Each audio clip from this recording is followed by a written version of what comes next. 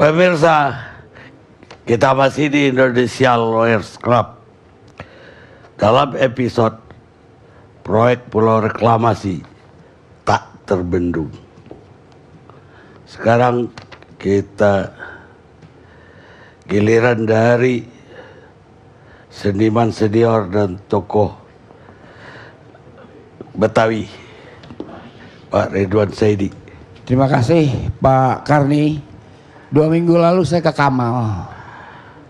Para nelayan mengerumuni saya, padahal maksud saya datang ke sana lain gitu. Hanya untuk mengcover pelabuhan Kamal, bukan untuk reklamasi pada waktu itu. Para nelayan melapor, pertama adalah para penduduk yang berada di belakang pulau di mulut Kamal itu, pulau A atau apa, yaitu penduduk dari Pulau Kayangan. Saya kira onrus nama yang kita nggak bisa pakai karena ditolak internasional. Kembali ke Pulau Lama, Pulau Kapal dan Pulau Bidadari. Ini tertutup.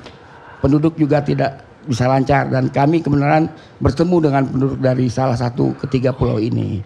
Para nelayan meminta saya, mereka mengatakan sulit mendekati pulau reklamasi itu. Silahkan saya membuktikan. Diajak oleh nelayan untuk pergi ke sana. Saya bilang apa itu matlamat, apa tujuan saya adalah untuk mengcover Kamal. Jadi kalau saya perhatikan di situ tidak mungkin hidup itu pulau kalau tidak dengan darat. Sedangkan darat adalah otoritas Pemda DKI atau barangkali Kodam kalau menyangkut keamanan. Dia nggak bisa keluar dari pulau itu, kemana? Dia melebarkan kali Kamal, berarti menggusur pemukiman, ke sebelah sana rawa, tidak semudah itu daerah ini. Tapi menurut para nelayan itu dibangun terus. Dan para nelayan meminta agar nasibnya diperhatikan karena yang dilakukan di daerah Kamal yaitu mereka memasang alat-alat berat itu tanpa penduduk Kamal itu tahu untuk keperluan apa alat-alat berat itu dipasang. Jadi persoalan reklamasi ini tidak sederhana persoalan lingkungan. Karena saya hafal dengan kelakuan intelektual itu bisa berubah-berubah. Zaman Belanda lain, zaman Jepang lain, zaman ini lain. Itu berubah-berubah sesuai dengan pesanan. Jadi saya tidak akan pernah hirau dengan omongan mereka. Saya hanya hirau dengan realita lapangan. Realita lapangan, rakyat menderita. Para nelayan terganggu. Dia tidak bisa dengan enak kita katakan, wahai nelayan, marilah kita bersama-sama berpindah. Sebagusnya Anda tinggal di kaki gunung, pagi-pagi melihat gunung gemunung, dan Anda boleh bermain dengan burung-burung yang berkicau di dahan-dahan pohon. Nggak bisa. Kehidupan itu dipindahkan dengan begitu mudah, nggak bisa. Tidak bisa. Orang DPRD aja dipindahin dia kagak mau. Bagaimana? Dia kelojotan meronta-ronta. Apalagi kita memindahkan kehidupan orang, nggak semudah itu. Jadi menurut pandangan saya yang pertama, Anies harus konsisten dan kita backup. Alasan Hankam yang paling kuat untuk menghentikan reklamasi. Jadi ini bukan omong kosong. Pembelian senjata aja batal kok. Kan polemiknya hebat juga. Nyatanya diserahkan ke TNI AD itu senjata. Jadi alasan Hankam. Ini sangat berbahaya karena sudah ada pikiran-pikiran untuk menghidupkan kembali dui keluarga negaraan rangkap. Artinya sembari jadi orang Cina, jadi warga negara Indonesia juga. Sedangkan pikiran ini pada tahun 59 telah dihentikan oleh Perdana Menteri Juanda. Sekarang hidupkan kembali. Saya doyan pelesiran ke daerah-daerah ini. Betapa banyak hunian-hunian yang dibangun oleh mereka itu kosong saja.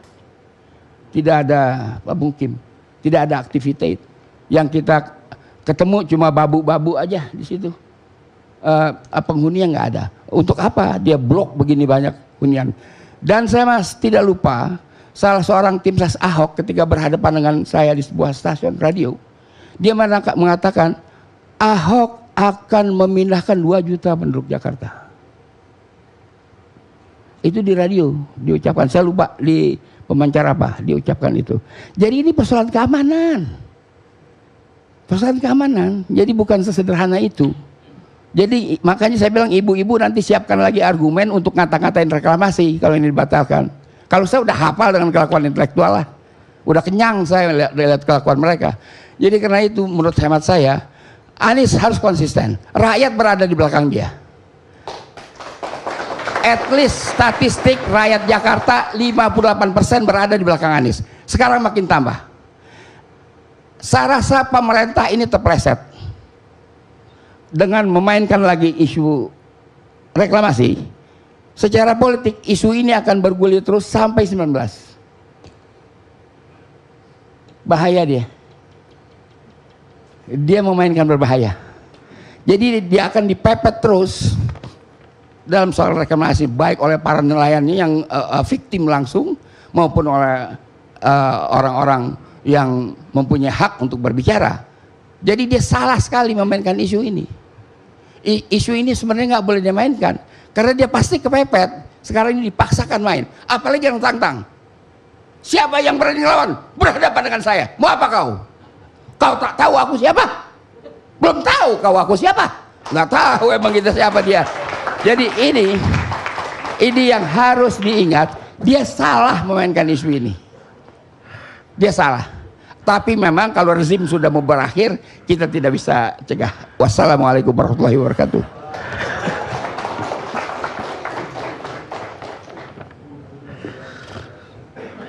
Pendek, keras, padahal udah tua. Sekarang saya ke Pak Aryadi Sukamdhani, Ketua Umum Apindo. Dari mata pengusaha gimana? Kita ketemu mungkin 20 tahun lalu kali. Masih muda. Sekarang sampai pangling. Silakan Pak Aryadi. Ya, saya rasa ini ya, kalau masalah reklamasi ini kan suatu proses yang panjang.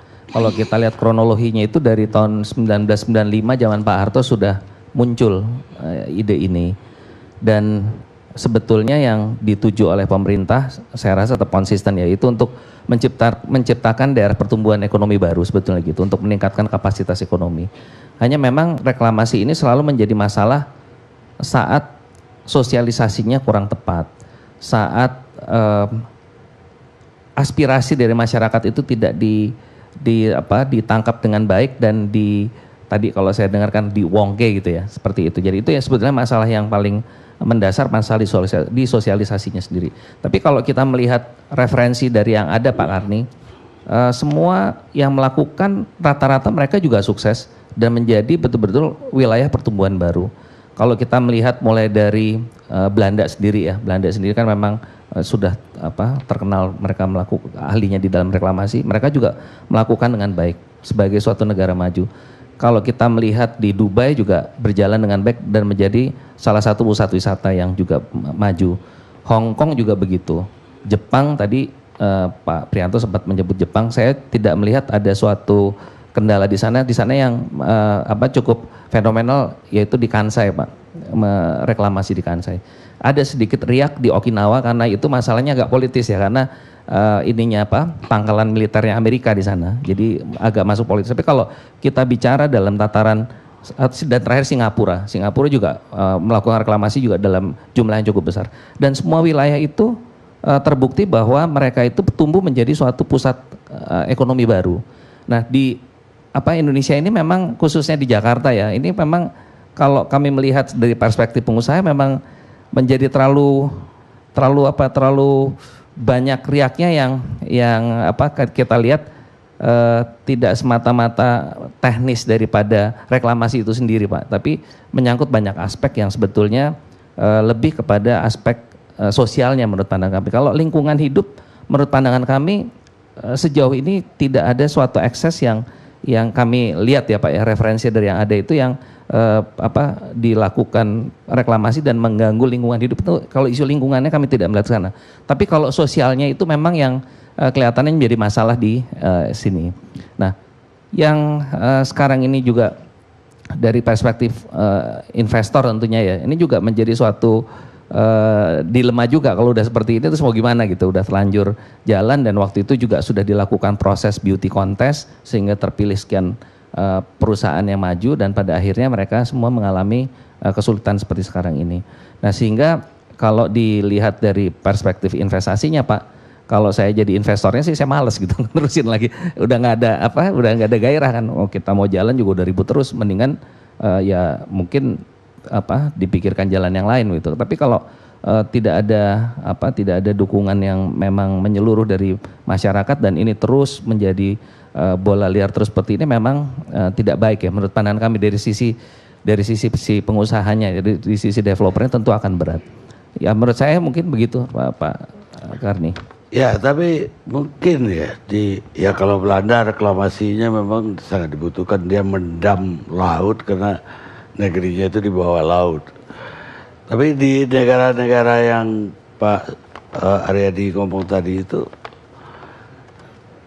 bedanya dengan kita ini AMDAL-nya belum, AGB-nya belum,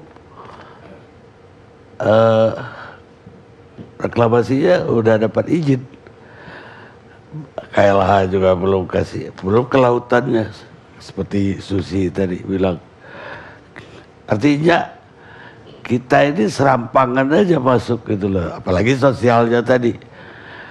Di Singapura kan tidak akan ada nelayan yang tergusur gara-gara pulau reklamasi. Ya lebih, tentu ya lebih smooth. Kita 28.000, jadi diapain orang 28.000? Orang di Rohingya aja kita perhatiin, mungkin jumlahnya sama banyak tuh dengan nelayan tuh. Silakan Pak. Ya, jadi memang begini Pak, memang proses ini yang tentunya guideline-nya kan dari pemerintah Pak. Nah ini memang kalau tidak jelas dari proses apa-apa saja yang harus dilengkapi, memang ini jadi masalah begitu. Nah ini juga mungkin dari saya tidak tahu persis ya waktu perencanaan dari awal kan tentu pemerintah juga sudah memberikan guideline-nya apa saja yang harus dilakukan. Nah ini mungkin yang dalam hal ini yang tidak clear ya Pak ya, karena ini menyangkut hampir semuanya jadi masalah semua di situ. Seperti itu. Saya punya pengalaman lah, sempat mau ikut proyek seperti ini di Balikpapan. Itu juga waktu pengalaman kami waktu itu juga nggak jelas. Jadi dilakukan beauty contest siapa yang mau ikut untuk membuat waktu itu namanya proyek itu adalah ya di sepanjang pantai di Balikpapan itu Pak, itu ada kira-kira sekitar 300 hektar. Nah itu juga nggak jelas ininya apa yang harus dilakukan itu dari pemerintah, mulai dari pemerintahnya sendiri itu juga guideline-nya nggak jelas. Jadi ini yang kelemahan dari kita adalah dari regulasinya sendiri apa yang harus dilakukan itu belum siap Pak. Dan itu sebetulnya tidak hanya di reklamasi saja, di dalam pembangunan tata ruang juga begitu. Jadi selalu tata ruang itu kalah dengan kemajuan daripada dinamika perluasan wilayah komersilnya gitu. Jadi developernya udah maju, tata ruangnya belum siap. Nah seperti ini juga mungkin dalam kaitannya adalah proses reklamasi udah mereka jalan tapi perangkat aturannya itu belum clear dari pemerintah daerah. Nah sehingga mereka terjebak gitu. Karena ini juga terjadi di dalam proses proyek-proyek yang lain yang terkait dengan pengembangan kawasan Pak. Gitu. Iya, tapi dari kacamata saya itu banyak pengusaha kita itu menggampangkan gitu loh. Jadi ya udahlah nanti juga beres ini kan. Lah sekarang jadi dilema kan, pulau-pulaunya udah jadi, soal izinnya jadi perdebatan yang nggak tahu kapan habisnya. Bagaimana membongkar pulau itu lagi kan? Karena gampang gitu loh, gampang. Semua bisa diatur kata Bung Adam Malik dulu. Saya rasa mungkin gini juga Pak, kita harus melihat juga konteksnya dengan hubungan dengan pemerintah waktu itu seperti apa. yang kita tidak tahu nih kan adalah pembicaraan teknisnya seperti apa. Dan saya rasa dari dari pihak developer lah kalau saya bilang ya, dia berani melangkah ini kan juga tentunya juga ada sesuatu yang juga sudah disepakati gitu dengan pemerintah daerah, dengan pemerintahnya. Nah, ini yang sebetulnya juga perlu dilihat konteksnya seperti apa. Karena tadi kalau saya mendengar dari Bu Vivin, dari sekian pulau yang ada itu yang bermasalah sebetulnya hanya sebagian, hanya beberapa saja gitu. Iya kan, kalau nggak salah. Kenapa? Oh ya. Jadi yang lainnya belum dibangun, tapi yang udah dibangun ini dia kan tahu harus ada amdalnya, dan itu Menteri KLH punya wewenang. Tapi dia karena DKI udah kasih lampu hijau, dia jalan tuh. Ya, mungkin di sini mesti dilihat juga di dalam proses pengarahan dari pemerintah sendiri seperti apa ya, mesti dilihat juga. Jadi ini juga penting juga karena memang kan mereka berjalan di dalam hal apabila guideline itu tidak jelas juga mereka bisa aja terjadi kesalahan di lapangan, Pak, seperti itu. Baik Pak, mungkin yang terakhir Pak Haryadi untuk rekan-rekan di pengusaha lah ya.